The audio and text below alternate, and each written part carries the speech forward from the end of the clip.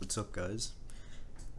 I wanted to make a video showing off some useful tips and tricks in ZBrush that should hopefully speed up your workflow if you don't already know about them. So in no particular order, I'll start it off with number 1, which is going to be using your transpose line instead of using proxy geometry to set up your proportions when you're sculpting a model. So what I mean by that is some instructors or tutorials might have you set up something like this, whereby you'll sculpt out your head and then you'll use that height reference to gauge out the proportions of the rest of your form. So right here, this would be a 7.5 head tall figure, which is kind of the academic standard for a model. And you can see, yeah, it's using this model is pretty good, or using this geometry is pretty good. It gives me an accurate read on how tall the figure is going to be. But it has some drawbacks. Mainly, as you see here, when I switch subtools, well, since I plotted out the divisions for the height of my head with polygroups, well, when I switch subtools, those polygroups aren't visible anymore. So what you could do is you could come here and subdivide this mesh and then actually sculpt lines into it, or use vertex paint, and that way you'll see it when you switch subtools. But it's a little bit cumbersome, and if you want to do stuff like toggle on your poly paint, it's not gonna read well. And also, if you come and you're looking at your model from the side, well, now you're gonna have to use transparency mode just to see your divisions, maybe. So not super convenient. So an alternative is if you press Y, you'll bring up your move indicator, manipulator rather, and if you press Y again, you'll bring up your transpose line. And the transpose line's a little bit tricky to learn the functionality of, but you basically have access to handles, and by pressing shift you can snap the handle bars to an angle. But the useful thing about the transpose line is it has these notches indicated on it.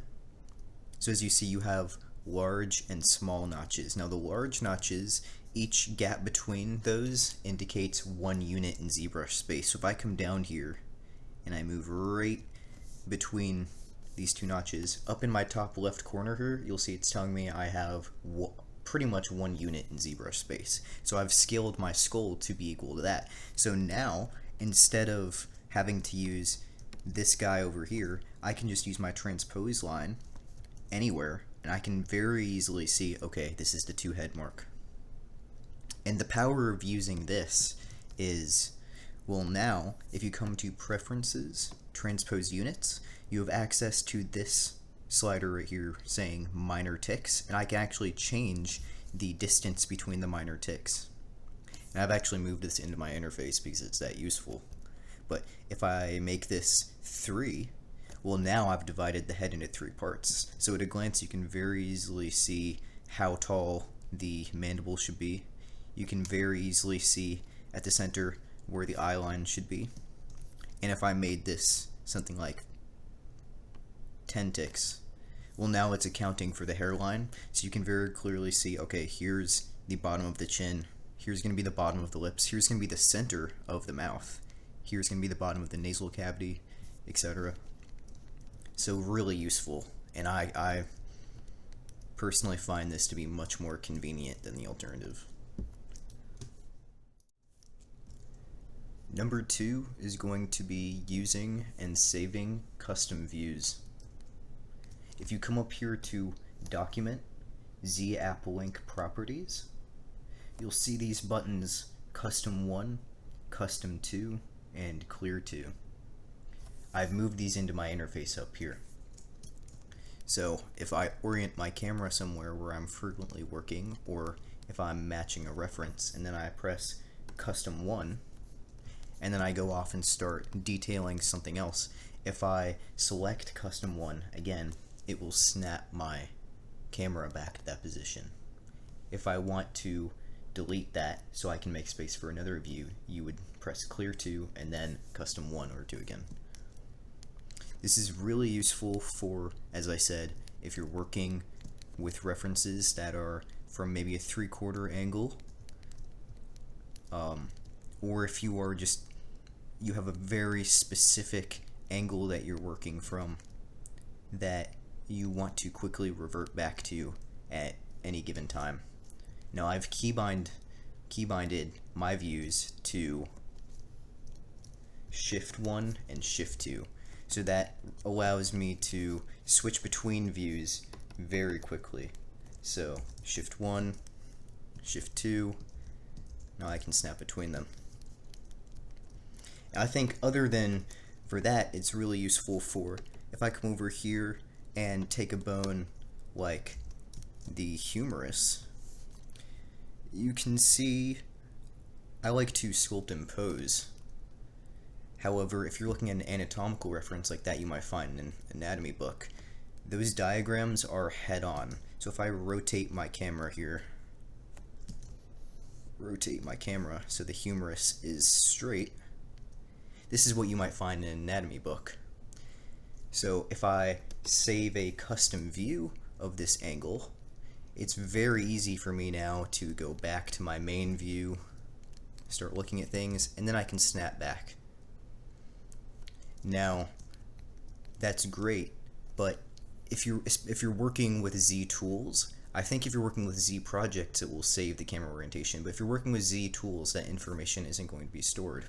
So back up here in Document, you can save out a separate file that contains those camera transformations, but that might be just too much work, and I'm lazy, so I don't do that.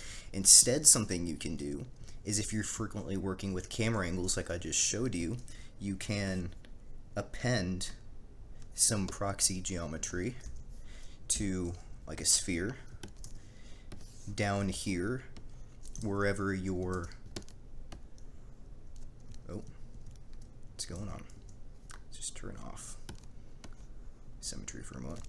You can append a sphere down here, and then there's a brush called Trim Front, which is going to be located in your Lightbox brush settings. I've moved this into my main ZBrush startup directory though, but it will be located within the trim brushes here. So Trim Front.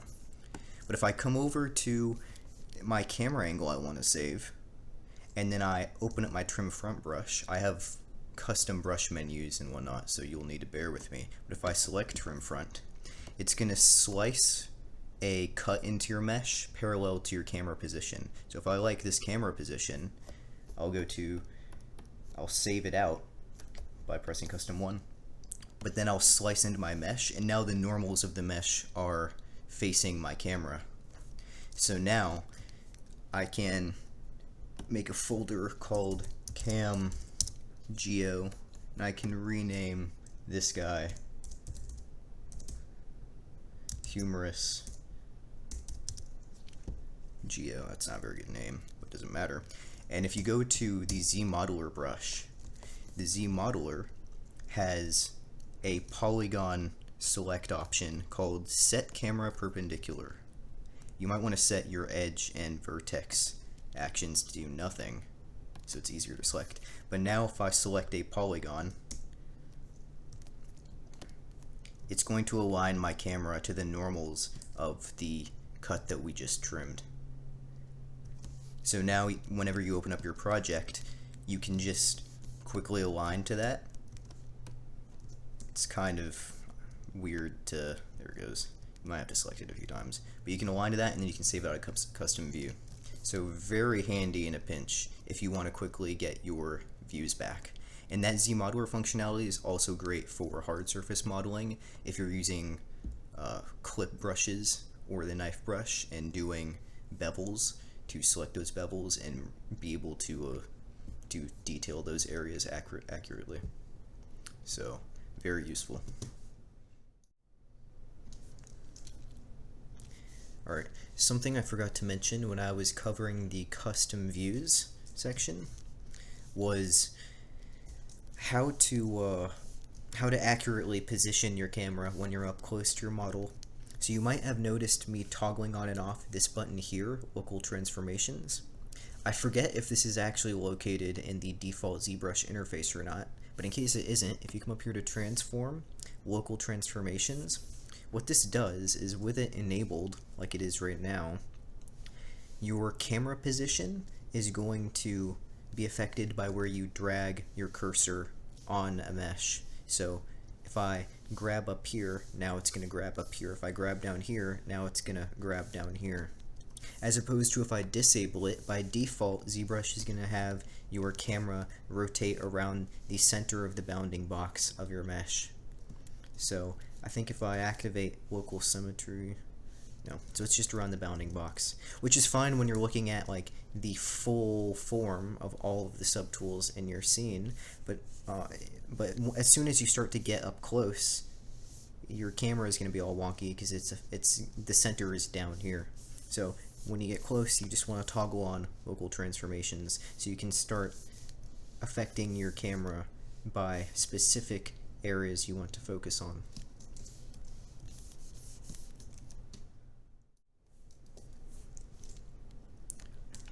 The third tip is going to be using layers to work less destructively. And this is going to take a little while to explain, but it's definitely worth knowing how it works. If you come down here to layers, you'll see I already have some active. But if I select a subtool, we'll work on our cranium, and I create a new layer. You need to have the highest subdivision level active. If I create a new layer, it made a new one, and now it's recording. And these are similar to how layers might work in Photoshop. So I have my skull here. If I want to lengthen the cranium, if I want to start maybe bulging things out here on the frontal bone, or even if I want to totally change the shape of the nose. Didn't have symmetry active, that's right. But now I can stop recording, and you'll see those changes are non-destructively added to a layer. Now layers are how you would perform blend shapes in ZBrush, and that's a topic of its own, but blend shapes are the cornerstone of animation in 3D software. So if I take this slider here, I can actually dynamically adjust the weight of the changes that I just made, and that's how you would do corrective blend shapes for facial animations for characters or whatever. And this is, aside from just that, it's useful to use when you're sculpting, because now I can visualize larger changes and I can dial them back, or I could even go and invert those changes by making the slider negative. That particular functionality of inverting layers is useful in the case of, up here you see I have all of these porous details I added with alphas. If I come here now and I start smoothing out these details, and then I stop recording, and then I invert that layer, now it's going to intensify those details because it's doing the opposite, which is sharpening. And this is a very common tactic during the detailing phase of high poly modeling characters in ZBrush. Now that requires a few clicks to do, which if you're doing it constantly can be somewhat tedious. So instead what you can do is you can come up here to macro, and then the macros bar, and come here to enhance details. And ZBrush already has those operations in a macro built into the software. So if we press enhance details, you'll see it will come over here and it will create two new layers doing the same operation that I just performed. So if I invert this, you'll see all it's doing is smoothing it out. So that's very useful. Now you need to keep in mind, as you'll notice, it baked out the layers I previously had. So if you want to use that macro, you are going to want to duplicate your subtool so that you have your layers in case you want to go back to those. Now let's walk it back though. Let's undo so we can get our layers back. And you'll see, let's go back to this other layer that we just made a second ago.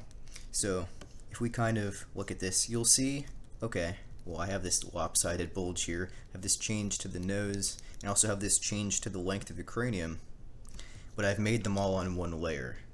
And that's not the best way to set it up, especially if we want to make use of this dynamic slider. Maybe I want to set up a slider for just the length of the cranium, or just the changes to the nose, or layers have a tendency to mess up your vertex paint if you don't add vertex paint in the layer. So whatever, that's why I turned white. But if I go back to recording this layer, maybe we'll change the orbits as well. Recording, we will change the orbits as well, or add volume to it. But maybe I want these to have their own separate layer. So how do you do that? How do you erase from a layer, or how do you transfer details to a new layer? And the answer to that is using morph targets. So if I hide this layer so that we have our normal base for our skull again, and then I come down here to morph target, you'll see I already have one active. So if I delete that and now store a morph target, I've saved the state of all of the vertex positions on my mesh right now. The functionality of this is similar to layers, so you see it keeps giving me this indicator here, and that's just something that happens when you have layers. But if I I'll bake those out for a second, but if I come back to my morph target, if I start moving this and just pull it out a whole bunch, if I switch, it's just going to revert back to the state that I saved. Or you can use this dynamic slider here to do the same thing, but with variable weight. And I've moved that down here into my interface for ease of use. Now let's go back. Let's get our layers back. So what we can do is we can have our layer right here, and we'll duplicate this layer, and we will name this layer cranium length, and we'll name this layer face stuff. We'll hide it. So we'll do cranium length first. So now what we can do is just come down here and roughly mask out the front and back of the head, and then we can use our morph slider with the change we want to revert back, and we can morph it back. So you'll see all I'm doing here is just morphing back to that state that we saved. Whoops, you need to be recording, of course, and it's not letting me record. Oh, you've got to have highest subdivision active. I always forget that. But yeah, alright. Just morph back the front. Cool. Okay.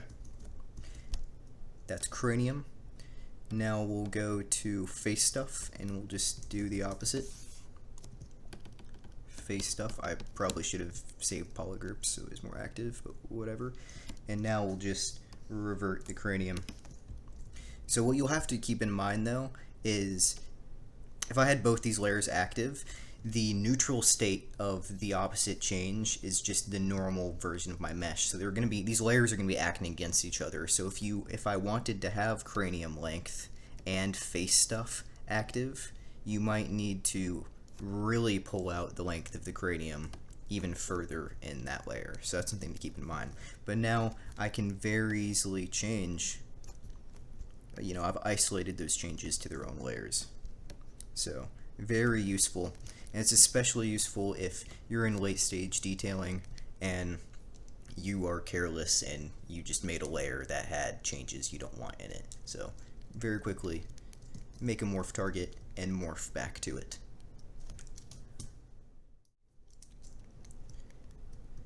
So I'll add another tip following our layer section just because a interesting problem arose when I forgot to activate my symmetry. So you'll see here how on this layer I have these strokes here that aren't on the other side because I had forgotten to turn on symmetry. So this would usually be a problem with subdivision levels because you can't just mirror and weld. Nor would you want to. You don't want to mirror and weld when you have subdivision levels, especially if you're involved in a pipeline where you're handing off your mesh to other people, because you would be changing your vertex order, and if you're working from a base mesh, the vertex order is going to be closely controlled by the rigging department. So you don't want to change that. So instead what you would want to do is we'll come over here back to our face section and we'll start recording this layer. And if you come down here to the Deformations tab, there's a button called Smart Resymmetrize, and all that's going to do is it's going to approximate the details on both sides, and it's going to kind of average them out and then symmetrize those. So if I use Smart Resym, now you'll see the detail is less pronounced, but it's been transferred to the other side. So we can just do a similar thing like we did earlier and just come with symmetry active, smooth that out, actually smooth that out, and maybe just pull it out a whole lot. Doesn't really matter. Or we don't want to pull it out if we're going to be inverting it. Whatever, we'll just smooth it. And then now we'll invert that. And that's looking pretty good. And then we'll make another layer, and then we'll just boost it up like the other strokes had. So there we go. We've kind of transferred our details to the other side. It's not perfect, but it's definitely better than remeshing, or if you have a base mesh you have to use, rewrapping onto that base mesh and then having to reproject everything and clean it up. So it'll save you a lot of time. Number 5 is going to be looking at deformers. So if you come down here on the right hand side to the deformation section, this isn't what I'm talking about. These are all useful. However, what I'm talking about is if you select a subtool and then open up your move gizmo and then select the cogwheel, this window will pop up with all of these useful deformations you can perform. In particular, the bend deformers, as well as these lattice hard and soft deformers, and especially the project primitive. These are all really handy. So we'll use the bend curve deformer for our vertebrae. However, we need to prepare it properly first, because if you look here, I've separated all of my vertebrae into separate subtools here in my main tool, and we need to merge them somehow. Except I'm not going to merge them in my main file because that's not necessary.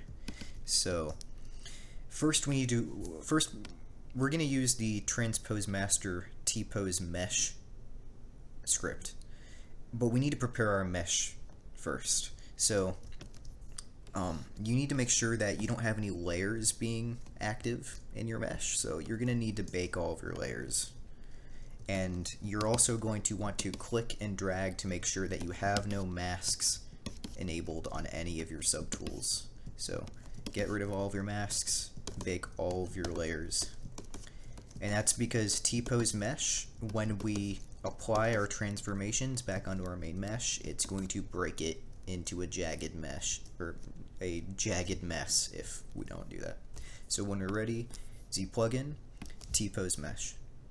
And this is going to take the lowest subdivision levels of our main geometry and make a proxy that has been merged into one subtool so that we can do changes to multiple islands at once. So we'll look at our vertebrae. I've made a Z modeler brush that has the mask polygroup all options enabled by default. So I'll go and I'll select each island so that we can isolate the changes just to these guys. So you also notice Tpose mesh will disable symmetry.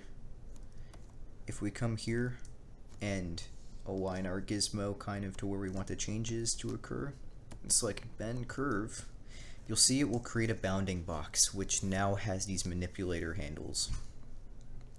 And we can change the resolution of the manipulators, and we can also enable or disable symmetry, and we can change the axis of the manipulators. You don't need symmetry for the side though. But in this case, 3 should be good enough. And although I've already used it extensively on this, we could come in here and we could change the curvature of the spine. And it's very good for gradual changes like that. When you're ready, you need to come back to this cogwheel and press accept. Again, when you're using Tpose mesh, you have to press accept, because it's technically changing the vertex order of whatever areas that you are manipulating. I think that's the reason. If you don't press accept and then you go back and transfer the details to your main mesh, it will break it and you'll have to delete you'll have to go back and revert to an old save. So, alright, we've done that. Now we're going to talk about the lattice deformers. So, and again, the deformers will also disable symmetry, so you need to make sure that you have symmetry enabled properly in it. But for this guy, we'll come and we'll select the deform soft. And this is your classic deformer that you might find in other 3D packages. And it's going to, again, create a bounding box which has these manipulator handles, which will allow you to influence the mesh underneath in different ways. So we'll change the what's going on? Why can I not? There we go. We'll give this some resolution. I accidentally enabled symmetry here, and we don't want that. But you'll see if I grab these handles here and I start pulling down, we can adjust the angle of the brow line. So all you need to do is just select a vertex and then, select a vertex. I don't know why they just all went invisible. That's okay. But just select a vertex and then you can move it independently. There you go. Get that back. And it's great for making gradual changes to your form. So now we can come and, assuming we have symmetry enabled, we can kind of change the contours of the cranium if that's what we wanted to do. We could make the forehead a little bit flatter, and then just finish it off with maybe making the move brush, or using the move brush, whatever. Again, when you're finished, accept the changes or else your mesh will break. We could do the same for the jaw. So this is, using this deformer is really good if you have a base mesh for a male and maybe you want to make it female. That you can do it with this. So we can come over here and with symmetry enabled, we also want symmetry for the back. We can kind of make the jaw smaller. So this is a more feminine jaw shape. Maybe a little bit too small, but symmetry's got to be enabled. But it should be okay. Maybe make the orbits a little bit smaller and raise the cheekbones. Okay. And when we're done, we can just do Tpose, sub T, and hopefully it won't break. And it's gonna break. I think it might be the lattice deformers. I'm not quite sure. It's wildly inconsistent as to what causes this to break. So you might just need to do some trial and error. But I just did 3 test runs and got it to work, and now it's not working. So in a case like this, you'll just have to revert back to another project file. So yeah. Okay, well, we'll move on to the next deformer. Again, you'll have to do research to resolve that problem. But if we take a primitive shape here, polymesh, make a primitive shape here. So let's say we are in the early phases of sculpting and we are making a skull shape. So just some kind of skull shape. But maybe you make it too flat, or maybe you add in some kind of detail which kind of loses the curvature of the original primitive that you wanted to use as your base. What you can do is you can use project primitive. So what project primitive does, as the name suggests, it just projects a primitive back onto your mesh. So before we had this kind of lopsided shape, now we can just kind of pull out a sphere and project that onto our mesh, press accept, and now we've regained that curvature. So we come down here, use project primitive, and there's really no limit. You can do so many things with this, and it's a good alternative to if you're the kind of person who re-Dynameshes primitives together often.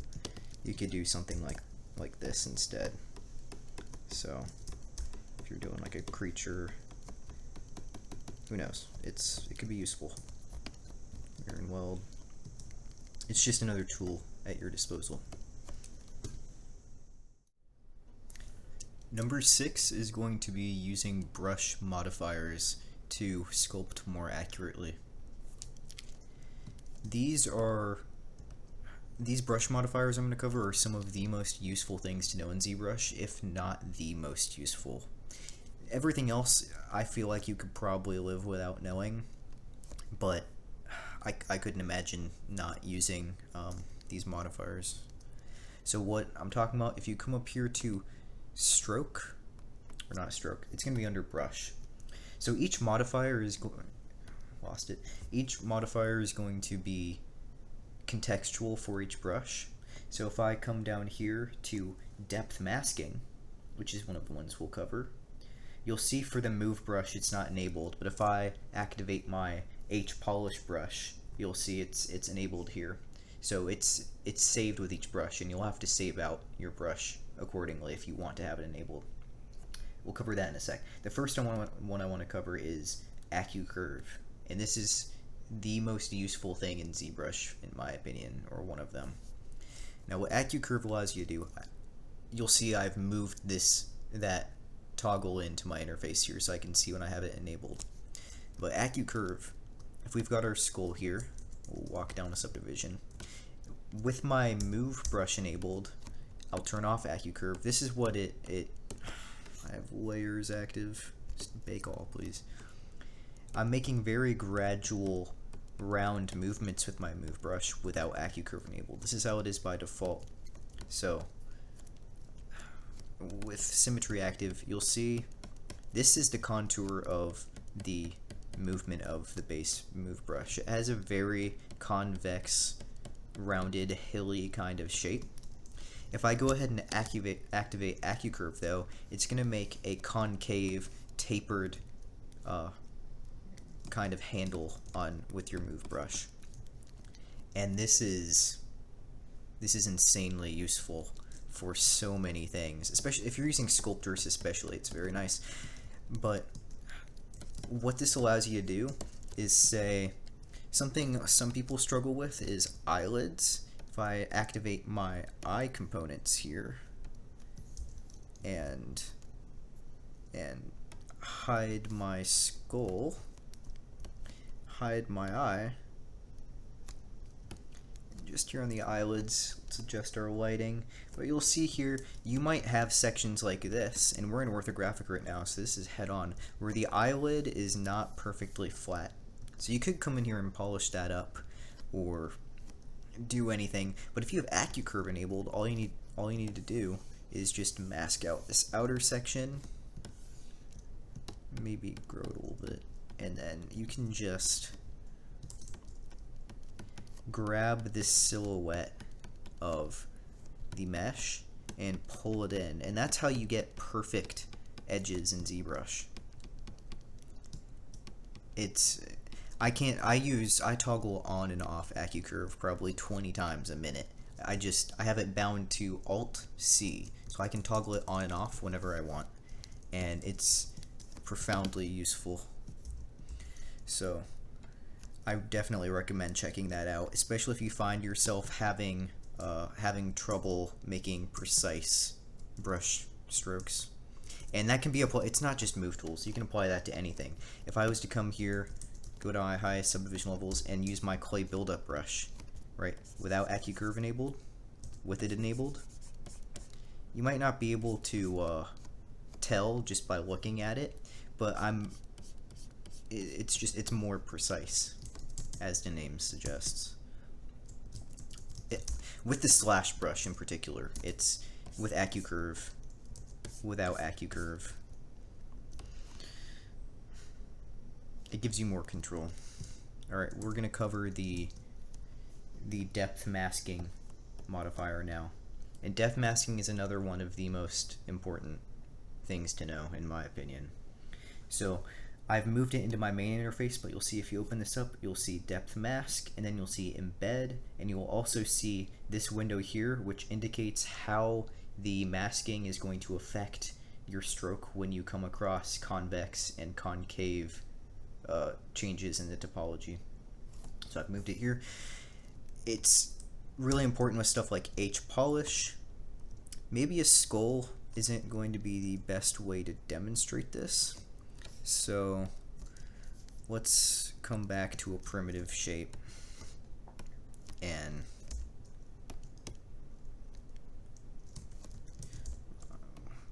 scale must be pretty big. Okay, we'll work on this guy for a second. So if I come here and I make a crater, or just like a hole in the mesh here, and polish it up a little bit. If I take my H-polish brush right now, I'm going to disable depth masking in the corner here. So depth masking is disabled, and you'll see here, if I start polishing it up, I'm stroking across this edge here, it's destroying the edge. It has no discretion as to what it's acting on.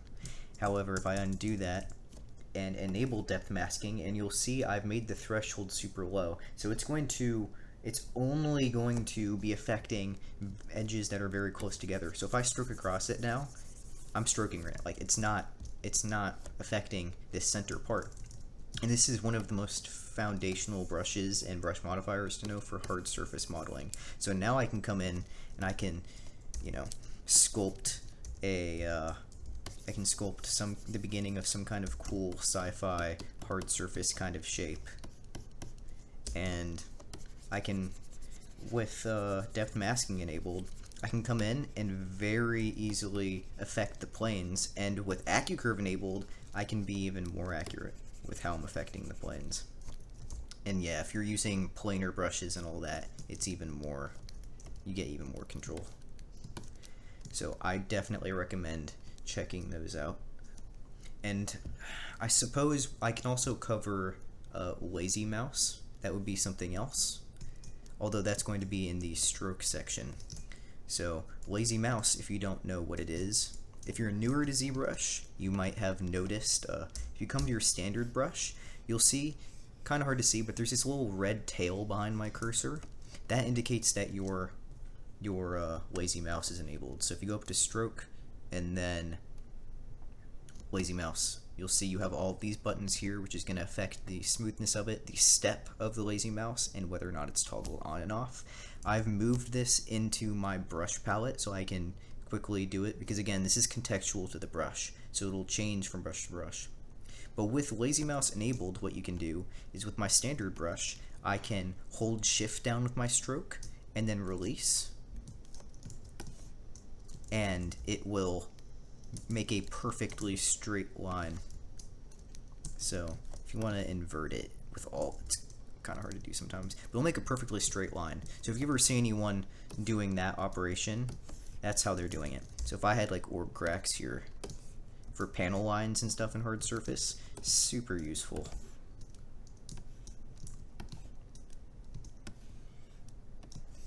So that's how you would do something like this. Also one of the most important things to know in ZBrush. Number 7 is going to cover different ways to extract geometry in ZBrush beyond just the built-in extract button. Now, if you don't already know where it is, there is the extract button here at the bottom of the subtool section, and I've moved these into my main interface for when I do use them. And the way that that works is, if we come here and divide this primitive a few more times, if we come in here, mask a section out, and then press extract, we have this variable thickness modifier, so it's giving us a preview right now, but we can make this thicker, and then we can choose to accept it, and now it's made a separate subtool.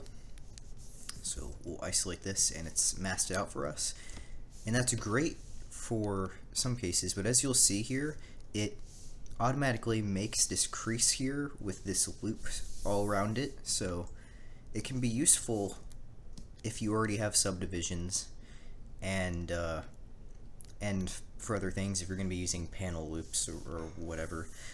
But if you're early on in concepting, it's a little bit overkill because when you re-Dynamesh, it's going to get rid of the crease that you just made anyway.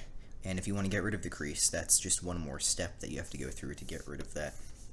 So a quicker, although dirtier way to do this same operation would be to take this mask that we have and come over here to the split section and go split masked points. And now it's split this mesh just in that masked area.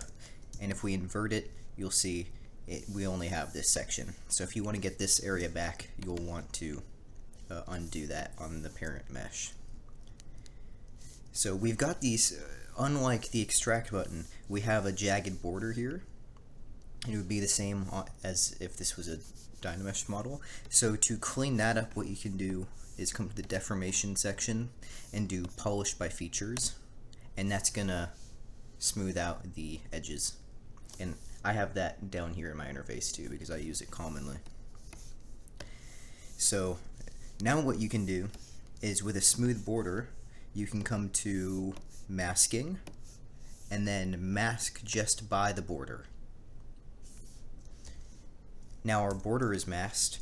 We can come here and with the transpose line pull up from the normals and come in with Dynamesh and Dynamesh these plates that we just pulled out. Maybe smooth it out a little bit. And now we have brand new geometry based from a parent mesh. So it might seem like a few more steps than just extracting, but the key thing here is you can keybind all of those, and I have it keybound, as opposed to extract, where I guess you could keybind it, but then you might want to have your thickness set from something other than 0 at any given time, so you might have to be constantly resetting it. So to show you how quickly you can do that if you have the right keybind set, mask, split mask points, come over here. In my interface, I already have the everything set up. Mask by feature, border, pull out, and then clear mask, Dynamesh. So very fast, and we've created brand new geometry. And I believe this is I think I learned this from watching some Raffaele Grassetti tutorials. So you might see him using a similar method. And this is really useful just for creating and splitting up your mesh. So something else that you would use this technique for would be for doing dirty Booleans. Now, if there is a pretty robust Boolean functionality in ZBrush called ProBoolean, but that's more of an interactive view because you have to bake out the full Boolean in order to actually get it as a mesh, which makes a new tool, and it takes a little while, so it requires a lot of setup. So if we wanted to use this new mesh that we just created as a Boolean, all we need to do is come here and scale it in, take our parent mesh, make sure that we have Dynamesh enabled on this, and then up here in the top, the subtractor, we just want to make the subtool mode subtraction mode, and then we want to come here and do merge down, and merge the parent down into it and redynamesh. And now it's going to subtract that section. And I have bound merge down to Shift M for convenience if you see subtools merge. And this is just like, it's so much simpler than appending a new subtool and repositioning it.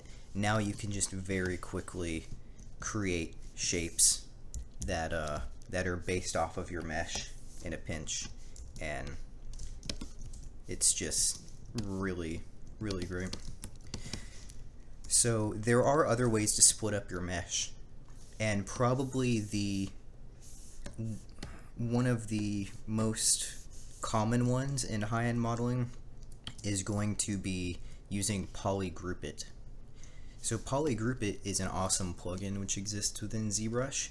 So if we have a mesh which is particularly dense, we're going to want to have subdivision levels for this because we're going to be using vertex paint. So if we come here, enable vertex paint mode, and then come up here to PolyGroupIt, this is where we're going to be activating from. Okay, so remember where that is. I have it here in my retopology settings. But if we come here with a brush, and I have a custom brush which is specifically for making really hard lines, so this brush has a focal shift of -100. We come in here and start painting lines on it. Maybe we'll subdivide this guy again. So now what you can do is you can start painting in your panel lines if you were doing hard surface stuff, or if you were doing bones. It doesn't really matter if you're doing organic. And okay, maybe we like this shape, and maybe we'll kind of add hemispheres. Alright, so what we've now done is we have now drawn the borders for where PolyGroupIt is going to generate polygroups. So if we come to PolyGroupIt, polygroup from paint,